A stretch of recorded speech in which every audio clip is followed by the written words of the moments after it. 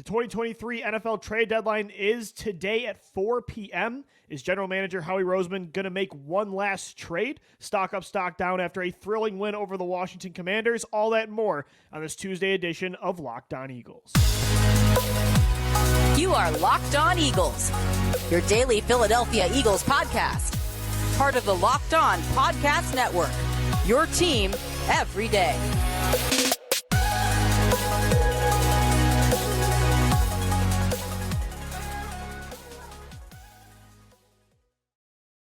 Today's episode of the Locked On Eagles podcast is brought to you by FanDuel. Make every moment more. Right now, new customers get $150 in bonus bets with any winning $5 money line bet. That's $150 if your team wins. Visit FanDuel.com/LockedOn today to get started. We thank you so much for making Locked On Eagles your first listen each and every day right here on the Locked On Podcast Network. I'm Louis DiBiase, joined as always by Gino Camilleri, getting you ready for today's NFL trade deadline and taking another look back at a thrilling but exhausting win over the Washington Commanders, 38-31 to get to 7-1, and Gino to get to the only 7-win mark of any team in the NFL. San Francisco lost again. Kansas City lost. The Eagles right now by record, and I think it reflects this correctly. They are the best team right now in the NFL. They're absolutely the best team in the National Football League. And this is the only daily podcast where you can hear them each and every single day, where we talk about the best team in football. We get to come here every day, Lou, and talk about a team that has under Jalen Hurts lost 3 games in the regular season. If you're not here and subscribing, which you should do right now, click over there. I don't know what you're missing out on. And we have a trade deadline ahead where Howie Roseman, our general manager, set this trade deadline up 6 years ago in 2017 by opening the dam with the Jay Ajayi trade. And that deadline, Lou, I went back and looked. That was the first time where multiple players and big-time players are getting dealt at the time. Kelvin Benjamin was also traded. I mean, he wasn't great, but he was for a high-round pick, and it all stemmed from Jay Ajayi. And now we're through the Golden Tate years, and we saw Robert Quinn and multiple moves during off seasons, and here you are after you made a Kevin Byard move, and you're saying Howie Roseman is like George Steinbrenner if Steinbrenner was a GM of the Philadelphia Eagles, because any player in the National Football League, they should be ready to be coming to Philadelphia at quite literally any given time with Howie Roseman at the NovaCare complex. Yeah, so the deadline is Tuesday at 4 p.m. Eastern time. The Eagles made the move that they had to make last week, which was Kevin Byard. They gave up a 5th rounder and a 6th rounder and Terrell Edmonds to the Tennessee Titans. Byard made his debut on Sunday for the Eagles. That was the position at safety. I think to really get them over the hump and be a complete roster, they needed that player. Now, if they don't make another move, Gino, I'm fine with it, right? If they don't acquire somebody, they did trade away a player on Monday. They made a move with the Atlanta Falcons, sending defensive tackle Kentavius Street and a 2025 7th rounder to Atlanta for a 2024 6th. So they actually got back a 6, and they gave one up last week for Byard. So that move was made. So he's technically made 2 trades. If he was going to acquire somebody else, again, I think there are spots that you can improve this roster, like slot corner, linebacker, running back, tight end too. But is there a move that has to happen, though? I don't think so. I think that was Kevin Byard. I'm going to challenge you on that and play devil's advocate. Seattle, the team that's one of the ones that's closest to you right now. San Francisco is worried about if Brock Purdy would have beat Jalen Hurts, but they might not even win their own division at this rate. And the Seahawks go out and get Leonard Williams from the Giants after they already made a big time signing there earlier this offseason. Teams around you are trying to get better, Lou. Yeah, but you already did. Kevin Byard's a bigger move than anything San Fran and Seattle did. Oh, I totally agree. But do you think Howie Roseman is the guy that sees this going on and is saying if there's a deal that's too good to be true, he's going to go and pass it? I'm not saying I'm predicting how he's not going to make a move. I'm saying I don't need another move to happen. The one that needed to happen has happened. But will something happen? I would say probably. honestly, Yeah, Gino. there's probably a good bet that it does. Yeah, and I really like what I saw from Eli Ricks and Sidney Brown in the slot on Sunday against Washington, but if you said that he made a trade for Kenny Moore or Jalen Johnson on Tuesday, would I be surprised? Not at all. I think another position, and the other spots like linebacker, the report is that he's sniffing around the linebacker position, which I would actually rather probably have now than slot corner. I think slot corner would do more if it's like Kenny Moore versus like a Zaire Franklin or a Devondre Campbell. But I think linebacker might actually be more likely. I would predict it's more of a small move. Like, let's say on offense, you want to bring in another pass-catching tight end because you really have nothing behind Dallas Goedert right now. Or, hey, what about running backs? I mean, Kenneth Gainwell, a fumble on Sunday. He's been getting way too involved in the red zone attack. Beyond DeAndre Swift, like, can you bring in a Dalvin Cook type of player to just challenge Gainwell? Because I think Boston Scott should get more reps, but he's not getting them. Rashad Penny's on ice. They're not giving him a chance. Is there somebody you can bring in so Gainwell isn't this featured RB2? I mean, there's some moves that could definitely happen. So I'm not saying Howie's not going to make one.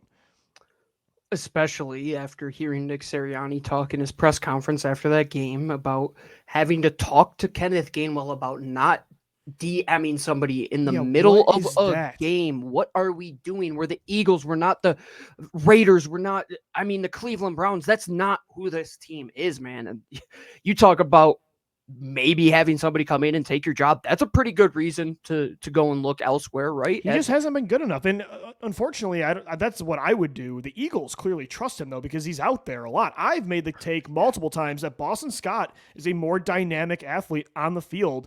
He's more dangerous as a weapon than Kenneth Gainwell is. And even Rashad Penny, he looked shot, week 2 against Minnesota, but maybe give him one other opportunity while he's on ice just to see if he's got any legs still. I don't know, but something's got to change. And if you don't use those two, like Dalvin Cook went to the Jets front office and said he's not happy with his role. I mean, you can give up pennies for a Dalvin Cook type of player. And I don't know. I think someone's got to challenge Kenny G as RB2. And so maybe that's what the deadline could be used for as well. Because maybe Howie doesn't see it the same way as the coaches.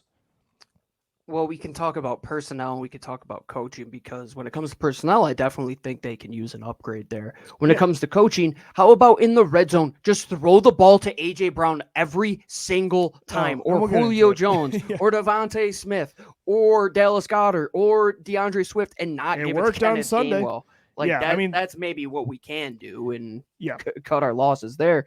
But I agree with you. If you're going to make a move, I personally like the idea of adding a back that is a little bit different from what you have in DeAndre and a little bit different from what you have in Boston Scott and Kenny Gainwell, because clearly Rashad Penny doesn't seem to be in favor of the coaching staff, and who knows if he's ever going to dress.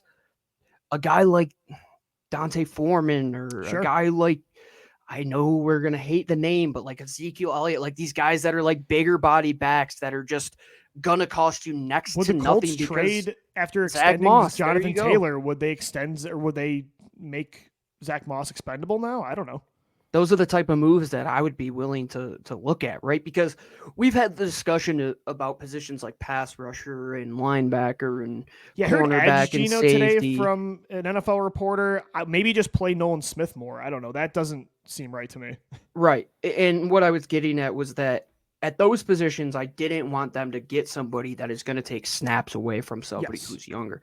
At running back, you don't have anybody signed on the roster past this season outside of Kenny Gainwell, who's still on his rookie deal, and that's the guy who we're talking about replacing. So why shouldn't you be willing to go up and give, nickels on the dollar to go get Dalvin Cook right now, who Breece Hall clearly is the better option there, and he's unhappy with his role. And there's plenty of guys at that position, much like Jay, like time is a flat circle. Go backwards, man. Like what was Jay? That's exactly what we're talking about now. Like how perfect would 2017 Jay Ajayi be for this backfield right now? No, yeah, that style of player, 100%. I think the most impactful would probably still be slot corner, but I don't know.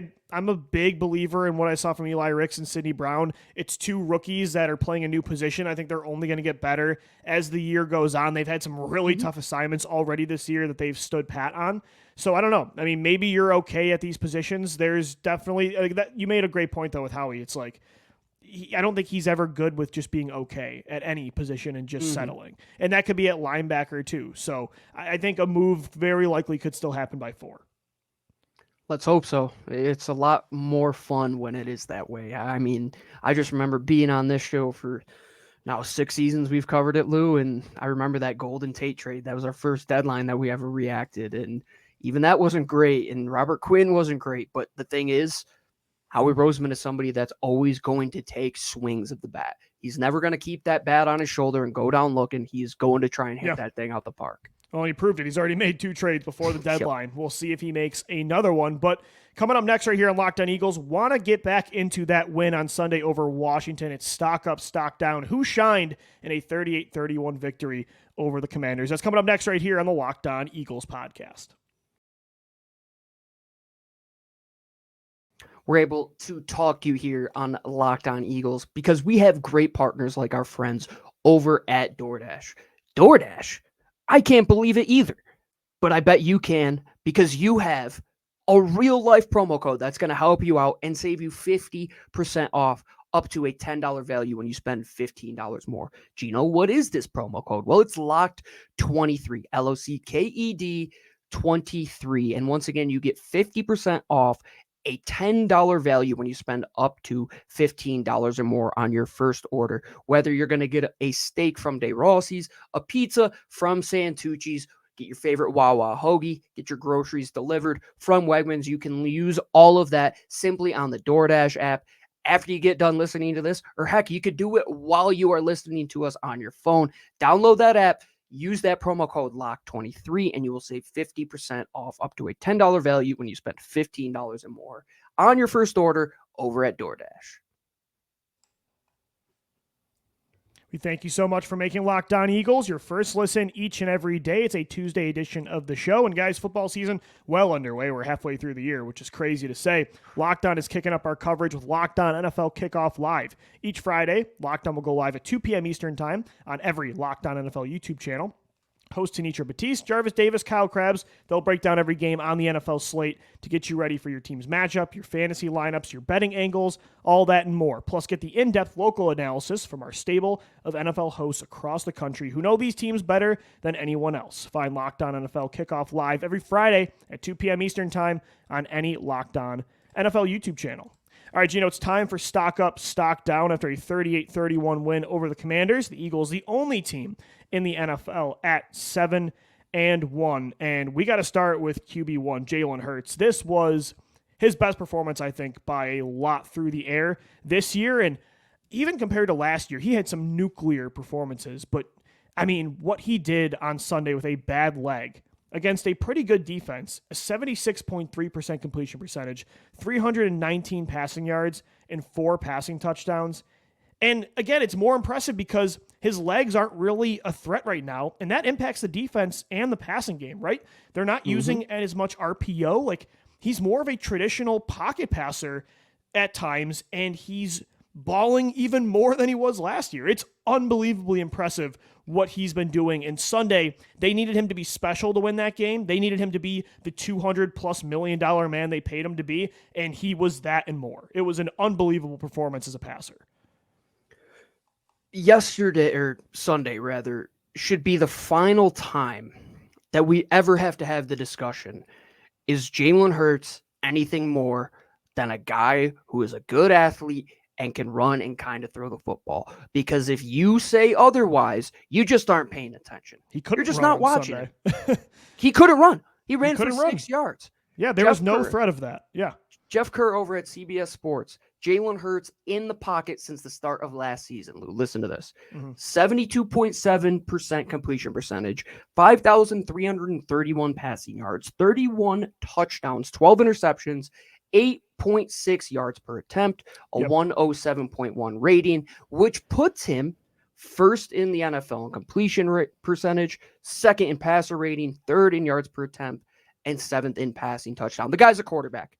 If you say anything else, you just aren't paying attention. He's Gino, at the top of the league right now. Has anyone ever evolved this dramatically as a pocket passer in a 2-year span? I don't know. Like, from where he was in 2021 to now, I can't think of another quarterback that has made this dramatic of an improvement. It's, again, he is an elite, like, top 5 pocket passer. It's incredible. you always make the comparison, or we do rather on the show, to Josh Allen, right? And I don't think Josh is that good of a pocket passer. Like he's got this point of view, like from an accuracy perspective, like completion percentage, touch, vision, putting the ball on the money. Yeah, I don't know.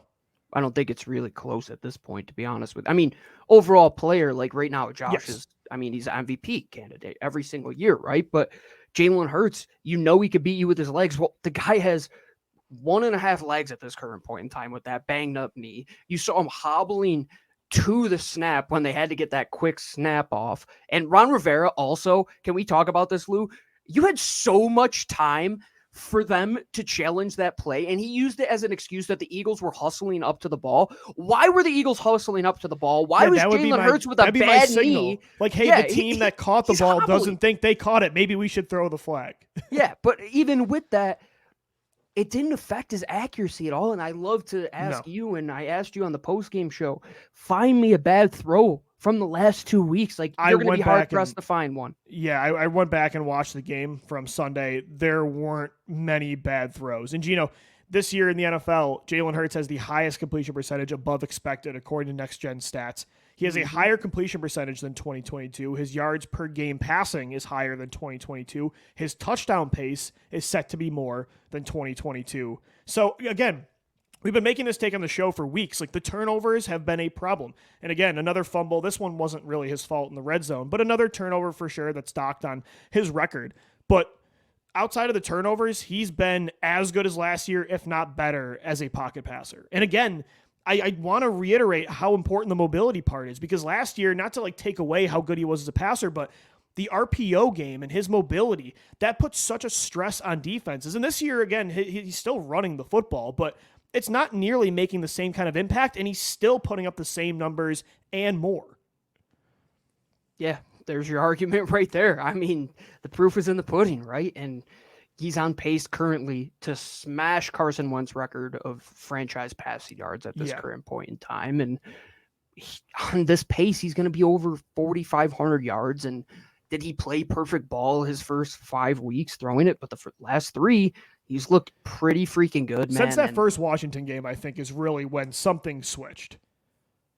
He figured out that he has to protect himself, I feel. Like, that bone bruise, like, kind of woke him up maybe, man. Like, hey, I can't be doing this, but I'm still that good of a pocket passer. And if you have a guy that can make the throws that Jalen Hurts has made this season, last season, and developed from who he was as a young player at Alabama, the sky, like, what is the limit for him? Where is his ceiling? That's what I want to know. I don't know. It just keeps getting better and better. Even Sunday, I'm like, this isn't, just elite quarterbacking. And, stock up to his receivers too, obviously, right? A.J. Brown breaks the record for most consecutive games with at least 125 receiving yards at 6, breaking Calvin Johnson's record of 5.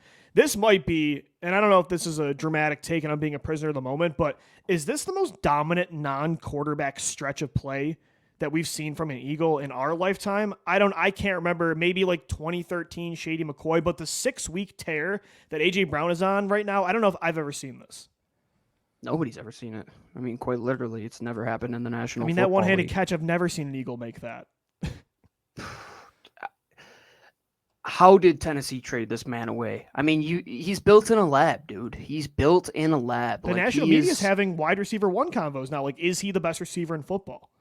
He is. Like, what do we even... There's no other discussion. Man, zone, press, off, bail. Like, it doesn't matter. You Third can't down, cover this down, guy. Screen game, contested... Double the guy.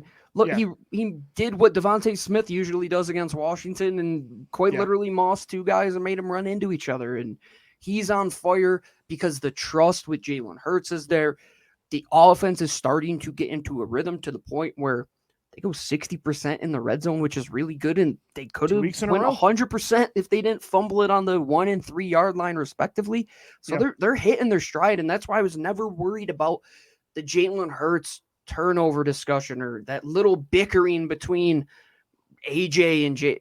Just let it all play out, man. Like, they have the guys in place. There's nobody better suited than Jalen, the offensive line, the run game. It's a perfect synchronicity of what they have wanted on offense.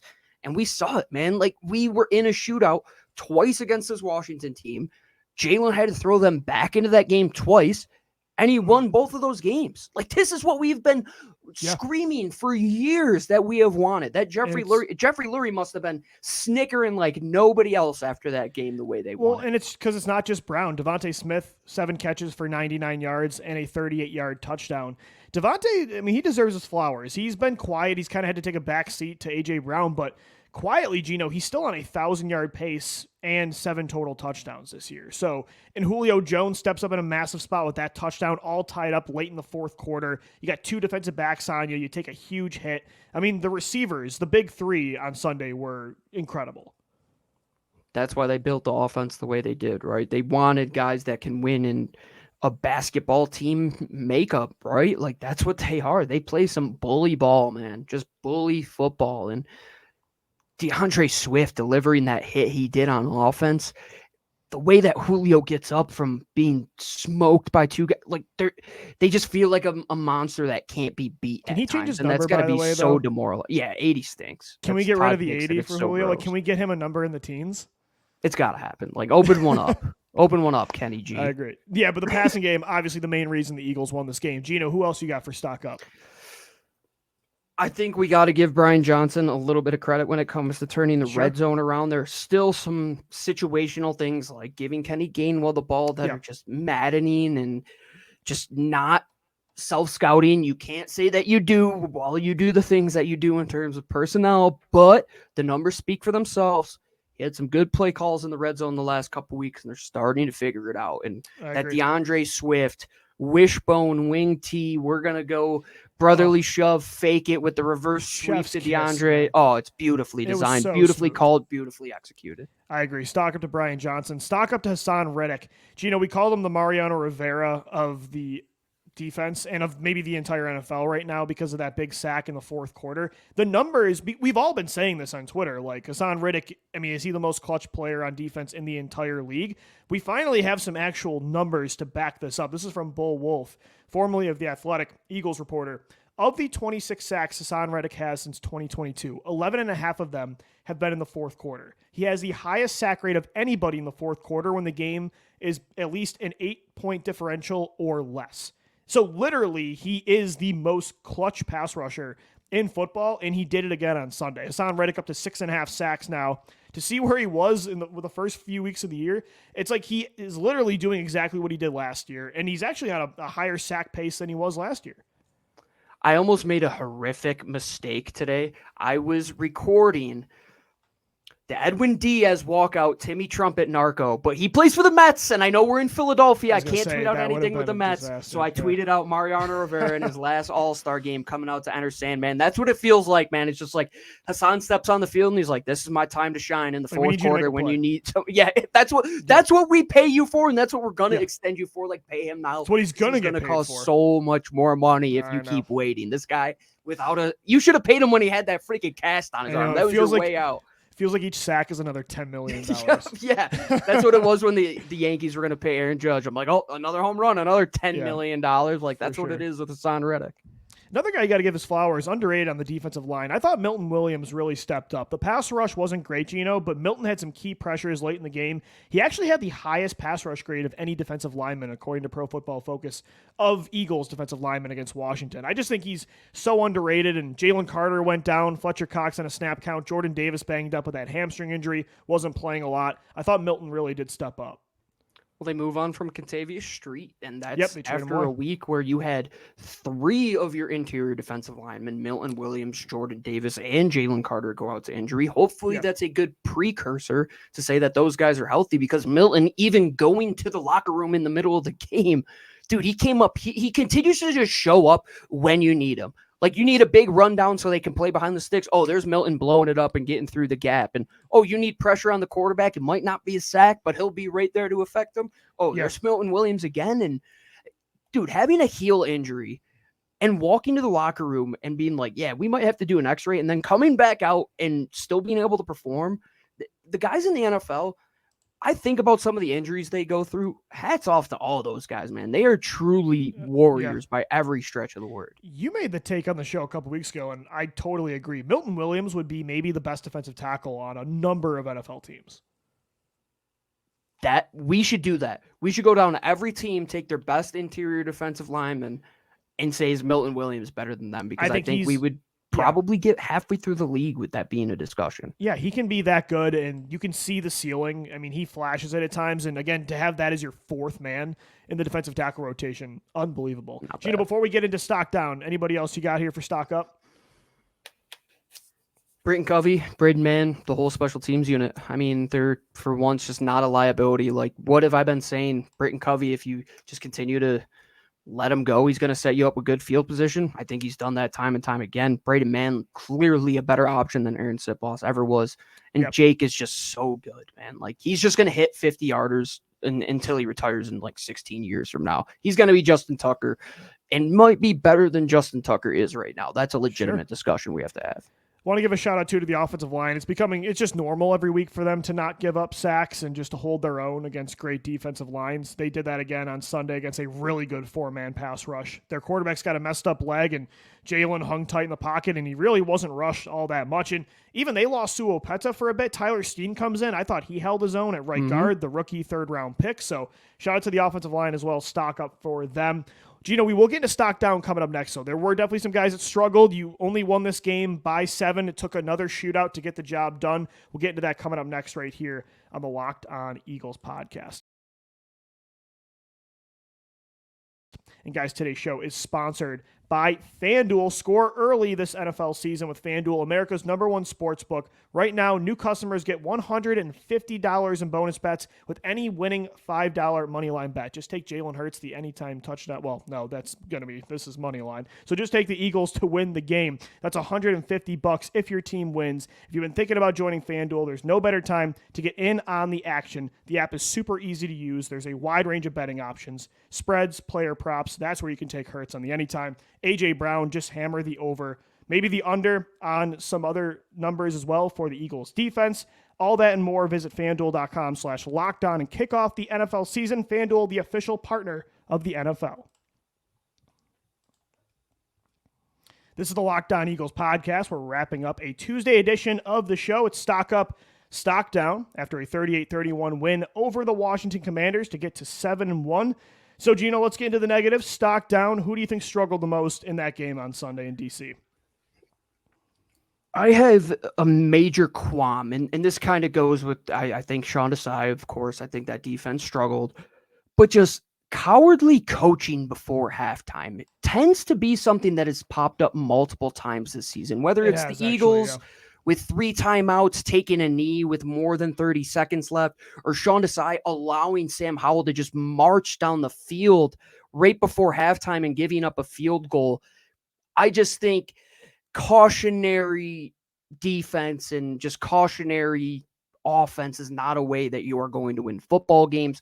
And it almost came back to bite them yesterday, man. Like, if Howell goes down, punches that thing in the end zone, you might be playing from behind, hoping that you get the ball one more time to go and win that game. So I just think overall defense stock down, and just some of the coaching decisions right in big time situations are really irking me. And it is frustrating too when you see, like, you go back to the Rams game, the offense drives 80 yards in 30 seconds. You know they can do it. So why they're giving up at times, it is frustrating. Especially with the defense. Like, that's when you shine. Like, that's when your defensive front is like, oh, we're going to have 15 minutes to rest. Let's go out there. Let's play tight. No, we're going to play off coverage. Let them have everything over the middle with multiple timeouts. It's not like Washington had no timeouts. They had multiple timeouts to go and work with, and you just let them march down the field. Those are the decisions that hopefully you go back and you live and you learn, because that's going to come back to bite you. I mean, it almost did. And the defense, that almost bit you in the rear end too, a week after you played Miami. Yeah.